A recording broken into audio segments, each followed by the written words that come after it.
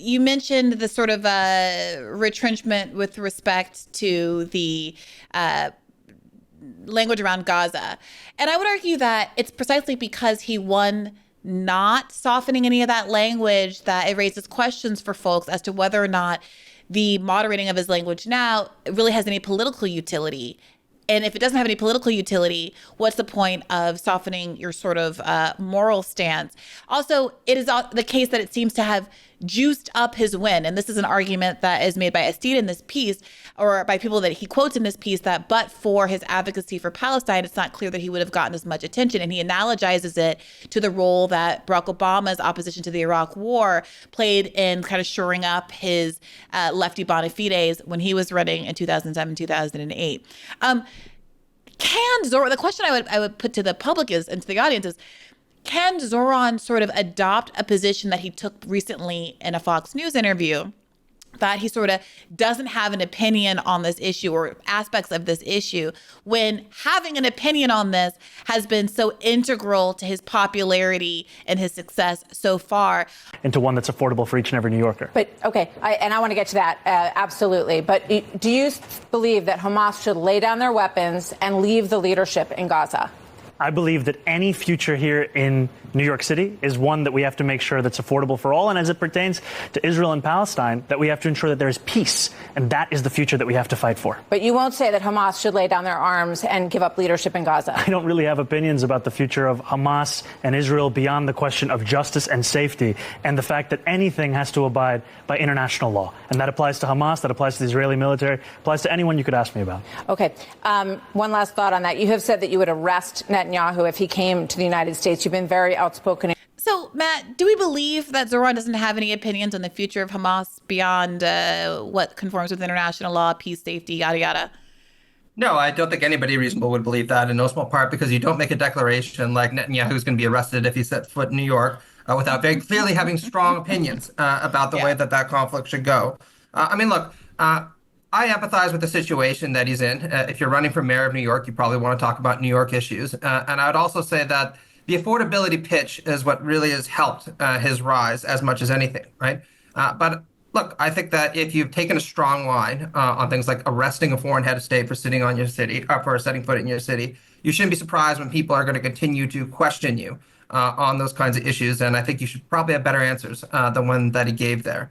In terms of the Barack Obama comparison, look, I'm old enough as a millennial to remember when I got very excited about the fact that Obama promised that he was going to close down Gitmo, that he was going to wind down the foreign wars. And one of the major reasons I became radicalized and started supporting people like Bernie Sanders in 2016 is precisely because, boy, was I disappointed, as so many others were, by then President Obama's performance. So I think that there's also lessons in that. When it comes to Zohran trying to figure out what he wants his legacy to be. Does he want it to be one where he compromised away any kind of excitement and any kind of moral standards that he once was held to, or does he want to be a transformative figure? Yeah, in Zohran's defense, I think listeners know that I've been pretty open about some of my skepticism, hesitation, and criticism up to this point. On the arrest of Netanyahu point, that has been one of the areas where the online left, at very least, has characterized him as walking back his previous statement. And I would say that what comes across in the esteemed New York Times article is that he might be having some questions about the sort of legal viability of arresting Netanyahu, given that America isn't a party to the ICC, and that it might provoke, as the article characterizes it, a sort of constitutional crisis, as Donald Trump has said that he would step in and send potentially troops to prevent Netanyahu being arrested. There's an argument that he said that not having fully vetted what his power and authority would be, and that now he simply doesn't want to overpromise and end up in a situation that Obama was in. Not that Obama,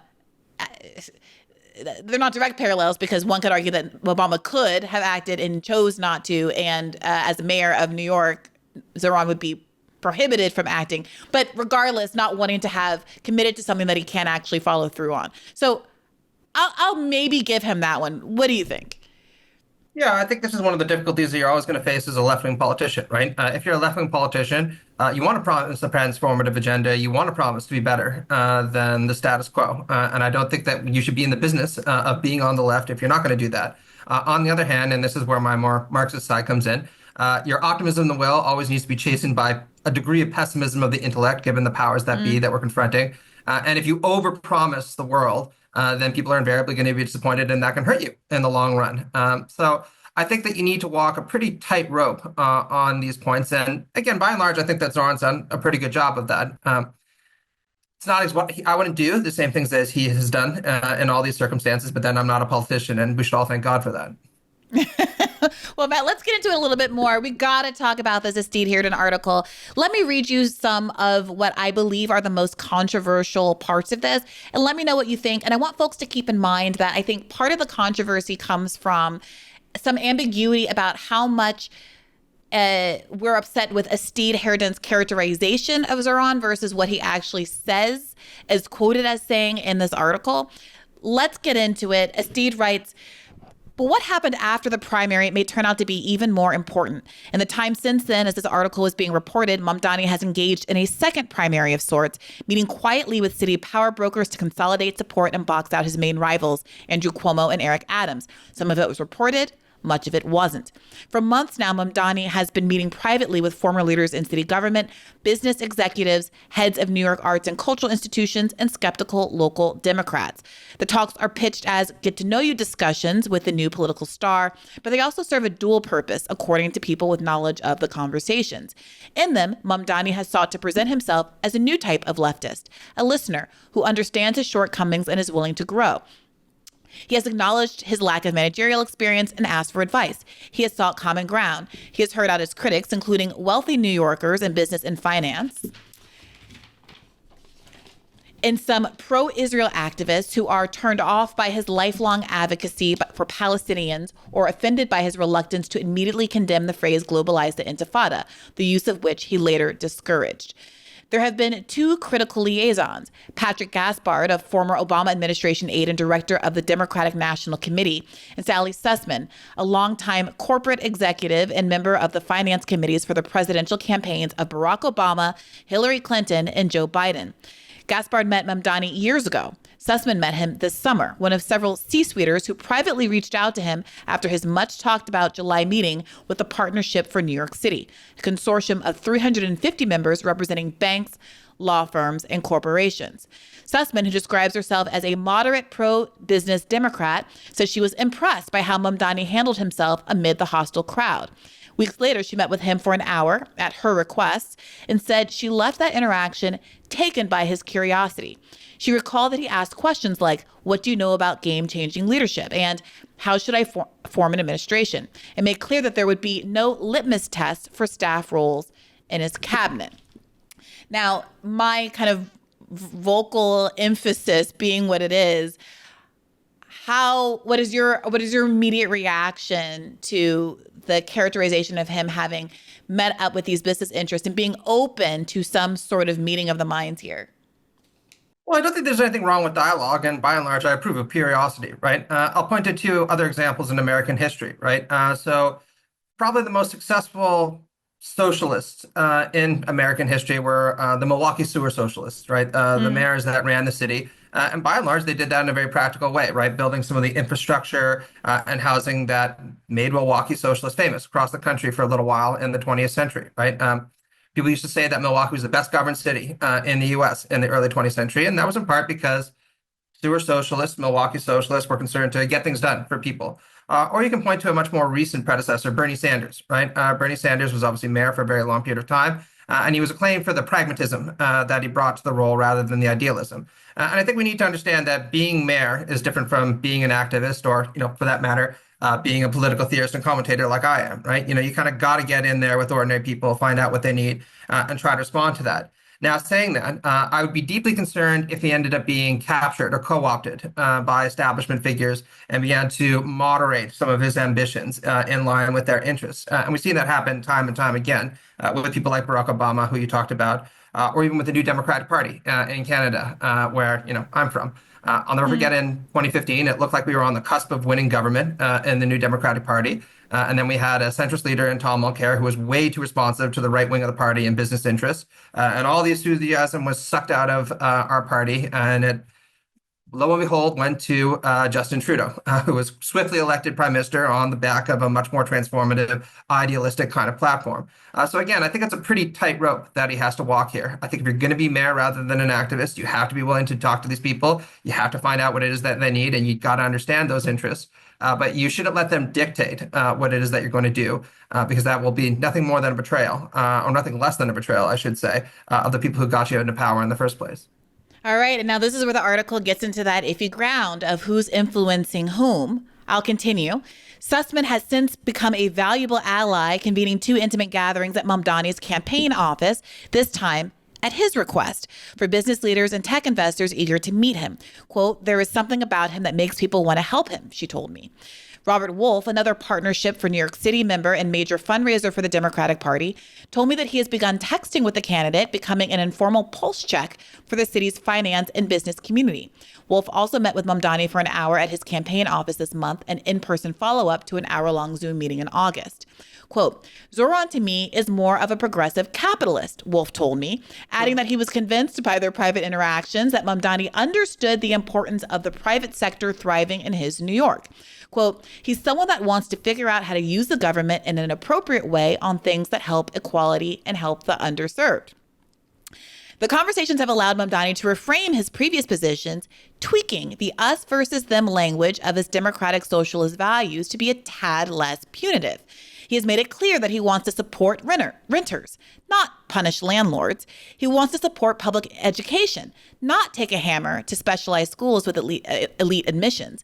He supports Palestinian rights. He's not anti-Zionist. He made key concessions when it came to policing.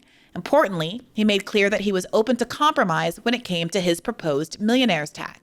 Call it Mamdani 2.0. Yeah, I think this demonstrates that there are a lot of different sides to socialism, right? So on the one hand, there's the side of socialism that is very, very oriented around class struggle, and the acknowledgement that the interests of the capitalists or the ruling classes are not the same as the interests of the working classes, which means that the only thing that we can do is confront them and hope that we win in some kind of long-term class struggle. And without a doubt, Mamdani is skilled at evoking that kind of rhetoric when he needs to. On the other hand, there's another side of socialism, the kind of more democratic, solidaristic side, which says, no, what we're oriented around doing is building, to use the Nordic term, people's homes, which are going to be inclusive of everyone. And what we should be trying to do is create a sense of consensus over the kind of policies that we're going to be enacting, so that everybody ends up feeling like they're a winner in a social democratic or a democratic socialist society. And that's what I think he's aiming for in these kinds of motifs. Now, personally, I think that at this moment, and I say this, as somebody who's been to a couple Bernie Sanders rallies recently, the class struggle motif is the one that is much, much more likely to be electorally viable, because people are very angry in this country right now, and they want a fighter, somebody who's going to be confrontational of the oligarchs and confrontational towards Donald Trump. So I think he runs a very serious risk if he moves too far in the direction of being conciliatory. But, to qualify that just a little bit, again, he's ready to be mayor of New York City. That means he's going to be mayor of all New Yorkers. And it would be nice if people who were skeptical of him initially came on board and realized that socialism will really make everyone's lives better, not just the lives of his select activist base. I think the question is, who are we trying to get on board? Who do you want to be less skeptical? Regular folks and voters in New York City, sure. The business interests, whose interests are never going to align with those of Zohran, and who we understand are antithetical to the greater interests of the people of New York. This is the argument that Shama Sawant made on the show, months ago after Zohran's victory, that of course there are some big tent politics to be had, but framing your relationship to the very individuals who are responsible for the broader immiseration of the public as one where there's gains to trade, where you can negotiate, where you can meet in the middle, as though they are not the impetus behind the broader social problems that you're seeking to resolve, one, limits your ability to resolve those social problems, and two, obscures the class dynamics between you two, and provides implicit cover for them in their project of hurting the broader public. And whereas there have been moments, especially during the primary, that Zohran has engaged in the public education project, of standing his ground on Gaza and moving the public, I would argue, with him to the left on that issue. One wonders if he is doing what the Democrats, I would argue, usually do, which is to move people substantively to the right, or at least allow them to hang out in the center, by pretending as though isn't a class conflict here with people like business interests, or pretending as though he wasn't completely correct when he characterized the NYPD as racist. In this article, obviously is written by someone with very different politics than ours. I remember Esteed's coverage of the primary in 2020, when I was Bernie's national press secretary, and being consistently frustrated by his choice to either downplay enthusiasm around Bernie Sanders or to completely omit him from coverage of campaign events, where he once, for example, was the only candidate who spoke who got a standing ovation, and Bernie's name wasn't even mentioned in the article. So this is a person who hasn't not necessarily been particularly friendly to the left. In this article, though, he is seemingly pretty enthusiastic about Mamdani at the same time that he repeatedly characterizes him as someone who is willing to compromise. And those things seem to be going together. That this feels like a profile that says Mamdani is a good leftist, a better leftist than Bernie, because unlike Bernie and some of those others, he understands that it's a good thing to reach out to the business interests and a good thing to make these compromises on issues as diverse as Palestine and his billionaire tax. And my fear is that this is the sort of like calling into the centrist tent of saying, this is the kind of good coverage that you'll get if you demonstrate that you're willing to play ball with the very interest groups that are motivated to hurt your broader agenda. Oh, without a doubt. And I think that would facilitate Democrats learning all the wrong lessons from Zohran's campaign. And I'm already starting to see a little bit of that, right? There are kind of Zohran-light campaigns that are appearing across the country where candidates will kind of copy a style or stand New York politicians, with the aim of kind of drumming up support for their own political projects. And there's nothing necessarily wrong about that, right? Obviously, a popular politician is going to find imitators, and the progressive politicians emulate the style of campaign successfully, then we're all the better for it, right? But what I think a lot of these imitators are missing is that the substance of the politics was also what made it resonant. Not just the affordability issue, but the realization that a lot of New Yorkers are getting screwed over by the very rich people in the city who do not want to undertake the necessary changes to make it a living place for everyone else. And I think that Zohran, if he moves too close to the center, himself would risk becoming all style and no substance, and so lose what made him appealing to a lot of us from the very beginning. Now, again, saying that, I am going to sound a lot like a liberal here, a liberal socialist, right? Look, if a small business owner, like my buddy who runs a safe cracking business, right, comes around and says, you know what, look, I was really worried about this. I was worried he's going to tax me into oblivion. I was worried I wasn't going to be able to hire people in a reasonably short period of time any longer. But he's not such a bad guy. I would see that as a major boon for us, because it means that people who were once of a more moderate persuasion are realizing that there's a lot that democratic socialism can do for them, and that it's an important part of the American tradition that is here to stay. If Bill Ackman, on the other hand, starts saying things like, you know what, Zohran's not so bad, then I think that should be as big a red flag as could possibly be flown. Well, we're somewhere in the middle, right? Bill Ackman's still hot under the collar because I don't think he's going to be giving up on Israel being his number one issue. But this business interest, I'm sure there's like a 15,000 word tweet that's being written right now. Exactly. I mean, I think that Zohran just actually tweeted a joke about that, saying, I think there was a new funding push by Ackman, and Zohran tweeted about saying, I guess his 10,000 word tweets aren't doing the job anymore. Yeah. That being said, this New York business interest group, city business interest group that is now brokering all these conversations and relationships with Zohran Mamdani is really far from your friend who has a safe cracking business. What do you call it? Decoding. What did you call it? Is it cracking? Safe cracking is what he calls it. Safe cracking. Right? There might be a more technical name for it, actually. I'm not sure. Okay, cool beans. A safe cracking business. And I think that Democrats, centrist Democrats, established Democrats benefit from obscuring the line between the two, right? There's an enormous difference from your average business owner to the Bill Ackmans and billionaires of the world who were the ones that would be subjected to the kind of taxation that Zohran Mamdani is talking about. So I do wonder at certain, and I'm not saying that you're doing this, Matt, but certain leftists who will say, well, of course he's got to bring people in the tent, ignoring the fact that the argument isn't that he should not bring regular business owners into the tent and explain to them why his agenda would serve their interests, but meeting down with these big head honchos who were consiglieres in the Joe Biden, Bill Clinton, and Hillary Clinton and Barack Obama campaigns. The Sussmans and Gaspers of it all.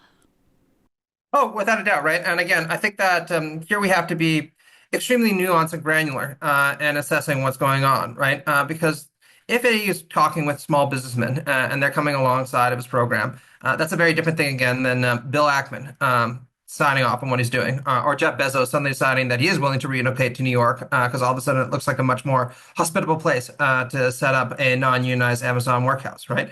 And I don't have any kind of a priori answers that I can give for where the line should be drawn, in no small part because I think that as somebody who wants to be the mayor of New York City, invariably what he's going to have to do is be the mayor of all New Yorkers, right? Not just the group of people that we might think have the best kinds of politics, right? And I think that we can draw a parallel here with some versions of socialism that have been successful, like, say, the Scandinavian variants of socialism or Nordic socialism, where compacts were enacted with business in order to facilitate certain kinds of changes, quite radical changes in some circumstances.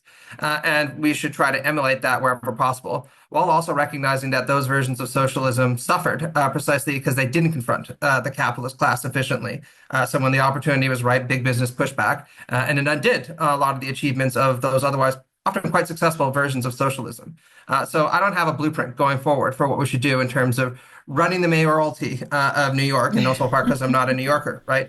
But I think that so far Zohran has been shown to have reasonably good political instincts and certainly an enormous amount of charisma. But you're going to need a lot more than that. You're going to need a vision that you are genuinely committed to in a very deep way if you're actually going to enact a substantive socialist transformation in one of the best cities in the world. Yeah, I mean, this is the last thing I'll quote from this article. This is something directly from Mamdani. He told Asteed, being right in and of itself is meaningless. We have to win and we have to deliver. And I think the prevailing question is, when, at what cost, when at any cost, and are the left's goals served by getting a quote unquote socialist elected or a progressive elected who ultimately fails to advance the agenda. I want to come back. I'm going to get back to you specifically in your writings, Matt. But before we do, you mentioned this kind of sort of a copycat leftist. And it reminds me of another viral interview from this week by Van Lathan, who was a recent guest on Bad Faith podcast. He interviewed Gavin Newsom the day after I interviewed him on Higher Learning and put to him some questions, including one pretty pointed one about whether capitalism was part of the problem. I don't have that queued up for you. Maybe we'll splice it in. I think this affordability issue, even in Northern California, San Francisco used to be the mayor, just so people know, you have an $18 minimum wage there, and the average one-bedroom home is, a one-bedroom apartment, should I say, is $3,000 a month. Do you think that this issue is a broader issue that has to do with maybe a critique and controls on American capitalism? California, for example, has, hosted and been very giving and loving and nurturing to a lot of the Silicon Valley companies that have come here and called Northern California home. And that has resulted in breathtaking income inequality and affordability issues for the regular people of California, the average people. And that's something that we've seen explode across the country as Americans seem to be left behind by their government in favor of the richest 1% of the country. How do we deal with that in a more broad sense than just looking at it? So that's a foundational question about, free enterprise and capitalism. And that's an issue for a 30-year trend line that's now a headline as it relates to wealth, not just income, inequality. Well, I actually meant to say wealth. Yeah. And look, that's underscored by the fact that you have quite literally 2/3 the wealth in the hands of just 10% of the population. That same 10%, by the way, that's about 50% of consumer spending in this country. And so it's increasingly in the hands of fewer and few people.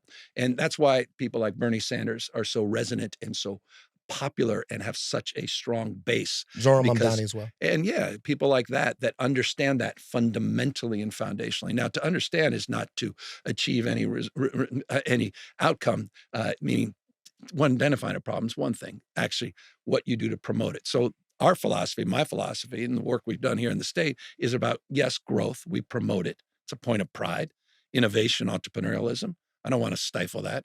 I'm one of those Democrats, with all due respect, I don't begrudge other people's success. I admire the hell out of it.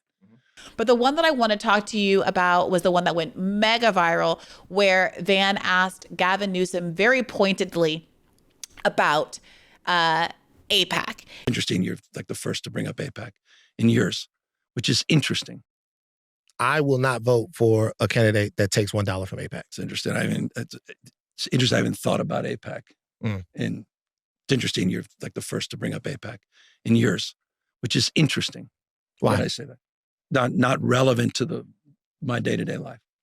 Okay. Which is just interesting. Listen. It's interesting you say that. JPAC perhaps more, but AIPAC less and less. Okay, fair enough. Which is just interesting.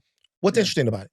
That it's just interesting as you bring up AIPAC, that it hasn't been part of, I'm just reflecting quite openly and honestly, hasn't been part of the day-to-day. Yeah. The only reason why I ask is because with that, what I'm talking about is lobbying in and of itself. God, that was awkward. Interesting, yes. Yeah. No, that was just uncomfortable to see. It's almost like seeing a worm on a hook, right? Trying to squirm every which way to get off exactly of it, right?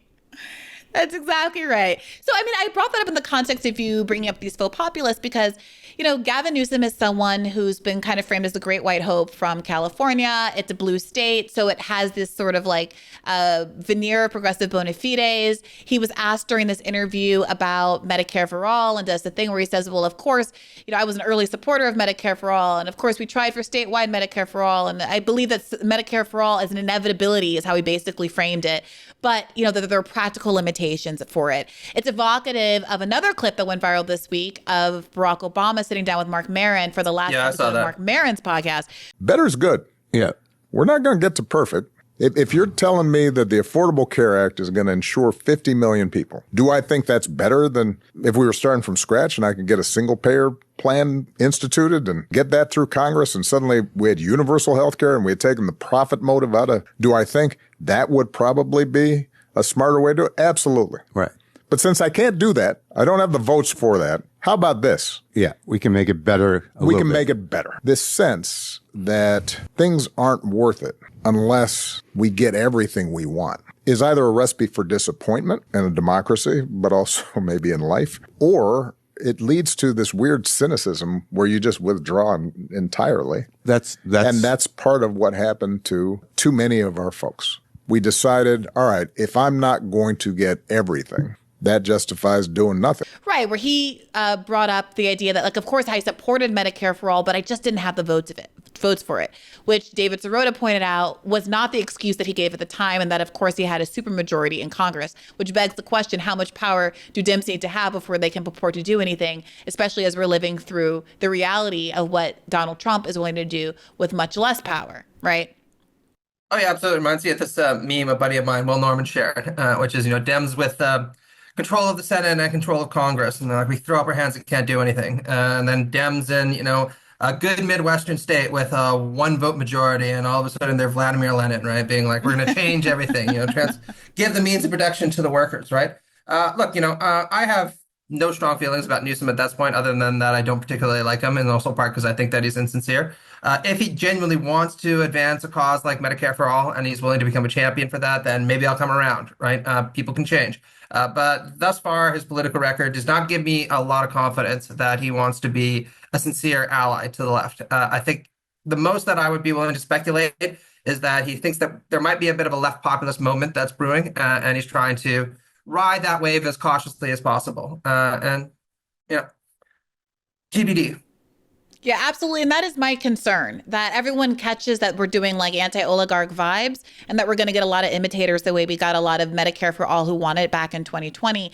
I saw actually Ro Khanna scrapping it up in the comment section, really like piling on Gavin along with the rest of the internet in a moment that sort of felt to me like he's vying to be the real progressive in the room. I can imagine if you're Ro Khanna, someone who kind of hitched his wagon to the Bernie 2020 project, project, obviously being a co-chair of that campaign, that it would be very frustrating for you to see this other Californian be embraced more broadly than you by the mainstream, at very least, as the one that can kind of carry the progressive mantle across the finish line. But there's more competition for Ro Khanna, potentially. I don't know if you caught any of the I guess you call it a town hall with AOC and Bernie Sanders, which aired last night as we were recording this. I will be on the previous Wednesday to those, for those of you listening to this. You did catch some of that. I did, yeah. You know, like most over online people, I caught the clips of it, Right. the highlight reels, right? And I mean, by and large, they seem to be doing a really good job. My You wife thought would so, always say Matt? this. What? You thought Well, no, so? I mean, my wife would say that they're just really cute together, right? You know, it's Bernie and AOC, and they look like they're having a lot of fun together. Look, I think that there's something that's really commendable about the fact that we are in the middle of a left populist wave right now. Not a huge wave, but one that seems to be certainly growing. And Bernie and AOC should get a lot of credit for that, right? I mean, I was there more in Michigan just a couple months ago. When Bernie came to a county that voted for Trump, not by very much, but by a significant margin, and he gave a barn burst of a speech in high school where there was an overflow room for the overflow room, and I think that's because his anti-oligarchy message, the one that he's been pushing, particularly this year, really resonated. It was the right message for the time. In terms of whether or not Sandersism should be the future of the progressive movement, I think that he himself would probably say no. I mean, the message he gave at the end of that rally was, it's not about Bernie, it's about you, all of us, right? And I think that there are a lot of things that we can learn from the Sanders campaign and its achievements, while also recognizing that it didn't quite cross the finish line for a reason, and we need to do better than that. I mean, you know better than I about all Yeah, those things. well, for what reason is a really big question. And I think for those of us who are sort of were made more skeptical by that political project and its failures, part of the reason is because there's an argument that the reason is very much inextricable from the Democratic Party and its choice to put its finger on the scale repeatedly, including by giving Bernie a platform and sort of compliments and platitudes during off cycles when he's not actually running for things or actually in power, allowing him to have this town hall, for instance, when he is doing it in service of the Democratic Party and making them feel like a party that's fighting back against Donald Trump. The public polls suggest that they see Bernie as a fighter in contrast to the Democratic Party, which is why he remains popular and they do not. But when push comes to shove, does not support the kind of policies that he and AOC and the other squad members actually advocate for. So, I agree with you that I appreciate him still carrying the banner, and I also appreciate his willingness to kind of pass the baton to a younger generation in AOC. But here's my question to you. Do you feel like watching that performance last night that AOC is likely to run for president in 2028 or in the near future, or that she should? And I want to play this clip for you before you respond. Can I ask you, Representative Ocasio-Cortez, on that? Because we actually heard from House Speaker Mike Johnson today on Chuck Schumer. He said he's supporting the shutdown to prevent a primary challenge from his left wing. Do you think that's what's driving Senator Schumer here? No, absolutely not. It's such an insane suggestion. And in fact, it speaks to how desperate they are. This claim has been, Mike Johnson's been saying this, John Thune's been saying this. They are saying this because they are refusing to do their job. They're grasping for straws. They're trying to make this about political tabloids and political intrigue and horse races, exactly the kinds of things that people are sick of in this country. We're sick of it. We're sick of talking about these horse races, and we're sick of leaders who only want to spend their time talking about that instead of talking about real issues that affect our lives. Instead of talking about healthcare, instead of talking about wages, instead of talking about having air that's drinkable, air that's breathable and water that's drinkable. And it is honestly astonishing to me that the Speaker of the House would waste his time on something so inane and silly instead of actually worrying about his own constituents who are suffering at the hands of his leadership. But are you saying that Senator Schumer should not be worried about a primary challenge from you? No. Let me jump in on this one. This is what we're talking about. That's exactly what we're talking about. This is what we're talking about. You have a country that is falling apart. We have a housing crisis, a healthcare crisis, an education crisis, massive income and wealth inequality, a corrupt campaign finance system, and the media says, "Oh, you're going to run. What are you going to run for?" Nobody cares. She'll run more towards Nobody cares. It's the House Speaker and President Trump and the Vice President saying it. Right. Pardon? Well, of course, they're saying it to deflect attention away from the real issues. Exactly. And here, let me tell you what the real issue is. Let's see if CNN talks about it. We're living in the richest country in the history of the world, right? All right, you tell me why we're the only nation not to guarantee health care to all people, the only nation not to guarantee paid family and medical leave, why we have a $7.25 an hour minimum wage, why we have 800,000 people sleeping out on the street, why we have a president who denies the reality of climate change, why we have oligarchs on top who have more and more power every day. Let's talk about that issue, not her own political future. She'll decide that. On that note. Now, maybe I've been spoiled by the preternatural political talents of Zohran Mamdani, but I felt like AOC came out kind of weak throughout this town hall, as evidenced by that clip and Bernie's sort of need to intervene and start playing the hits. Yeah, I agree. That wasn't her finest moment, right? Hey, YouTube. Thanks for watching. Just a reminder that this is a podcast. You can catch an extra premium episode every Monday for $5 a month at patreon.com/badfaithpodcast. That's patreon.com/badfaithpodcast for $5 a month, an extra episode every week.